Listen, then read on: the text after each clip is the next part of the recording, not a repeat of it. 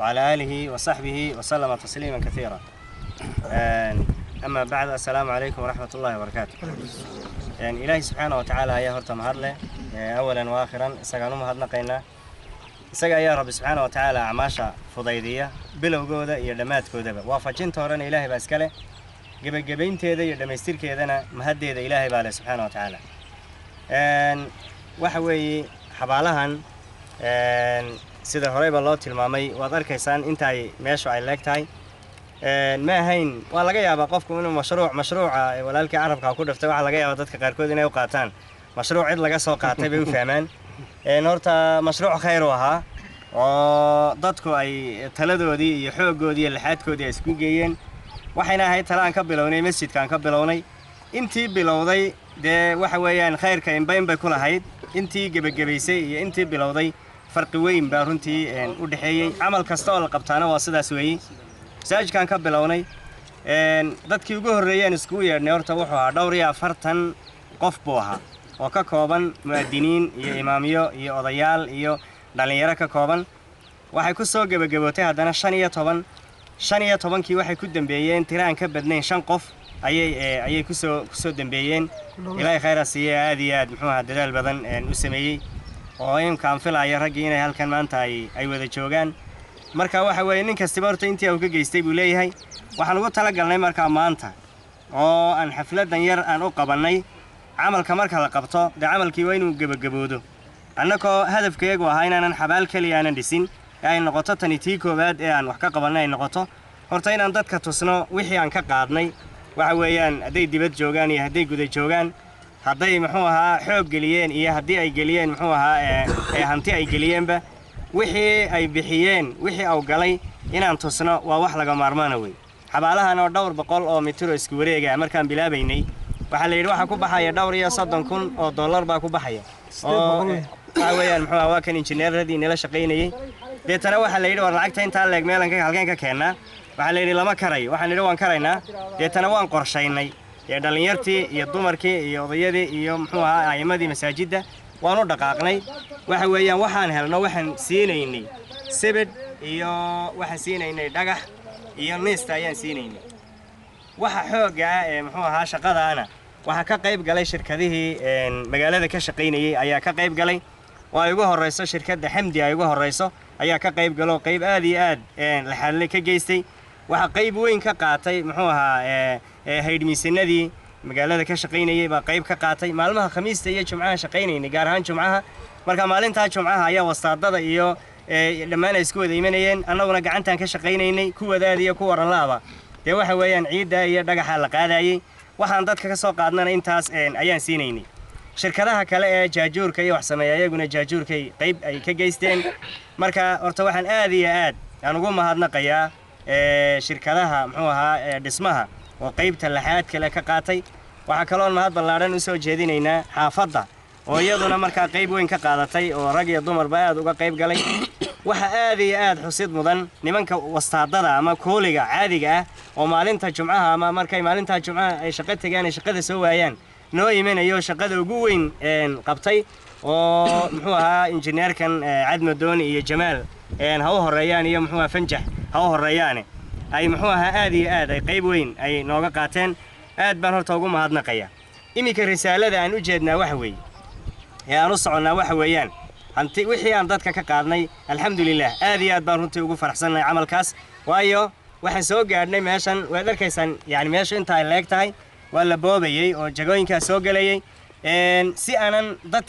dadkeennii baa ku aasan أنا حباليه لو بوبين وأنا لدقين ويا رسولك صلى الله عليه وسلم وحيدي لأن يجلس أحدكم على جمرة فتحرق ثيابه فتخلص إلى جلده خير له من أن يجلس على قبر ورسولك صلى الله عليه وسلم قفك إنه كفر يستو دمع ولا ليس إنه كفر يستو ودمع ذا سي دركي سجبته وهذا جركي سي جبته هيلب كي سي دمايسو أيا خير لانتا إنه قبر كفر يستو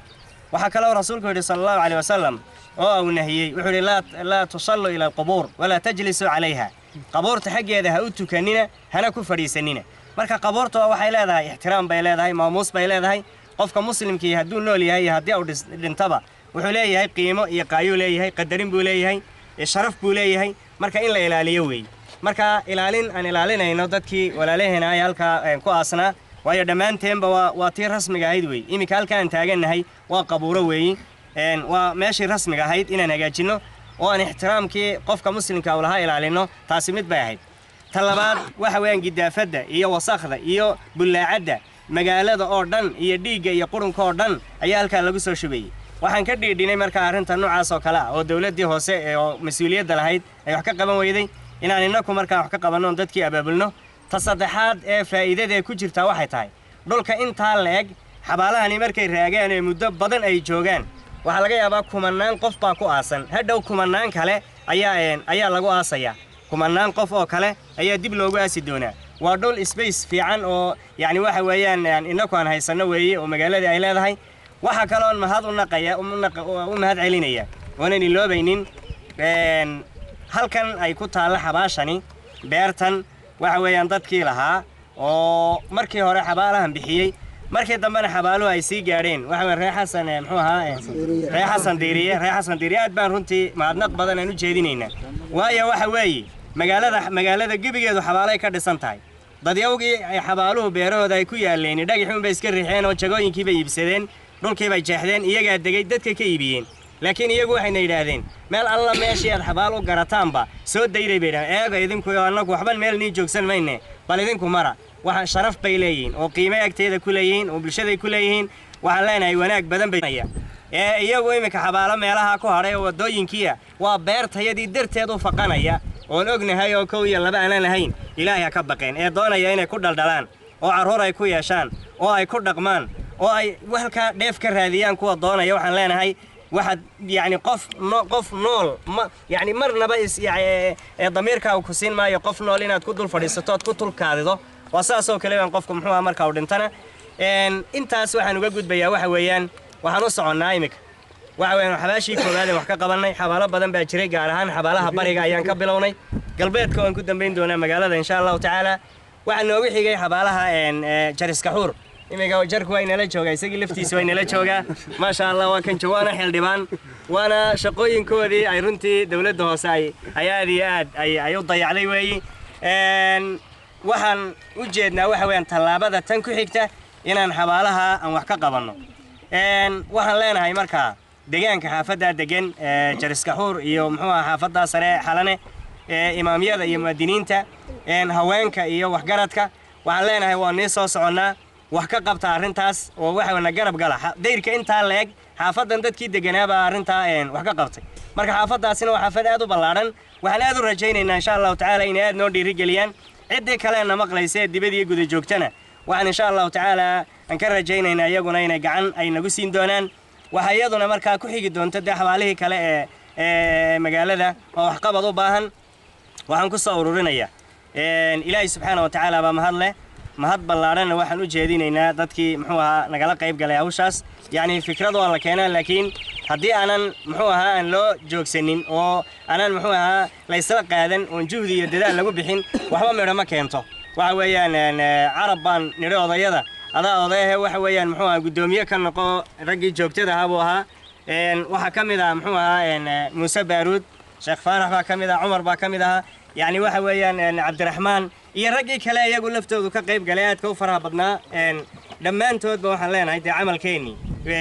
mara fiican baa muuqda laakiin inaan elkaa ku dayna maayna waa inaan hore u dhaqaaqno risaalada kale ee u sheegayna waxa weeyaan dawladda hoose hawshoodii weeye hawshani waad arkaysaan gidaafadda runtii aad bay u badan tahay dibadda marka xataa xabaalaha la joogo dariiqa ma mari karaysid xaafadaha qaarkood gidaafad darteed baanan loo mari karaynin waxaan leenahay mas-uuliyaddiinnii ka soo baxa baan leenahay oo dadkiina wax u qabta oo waxa dumarka laga qaadaya masaakiinta ah iyo kuwa tamaadka iibinaya iyo kuwa muxuu ahaa caanaha yar ee dhiisha yar la soo muxuu ahaa sonkor yar inay siistaan u soo qaatay oo carruurtii soo dhaafiyey waxaad ka qaadaysaan dalka geliya oo waddanka ku nadiifiya baan leenahay intaas ayaan ku soo ururin lahaa igana raalli hada wabillahi tawfiiq wasalaamu calaykum waraxmatullahi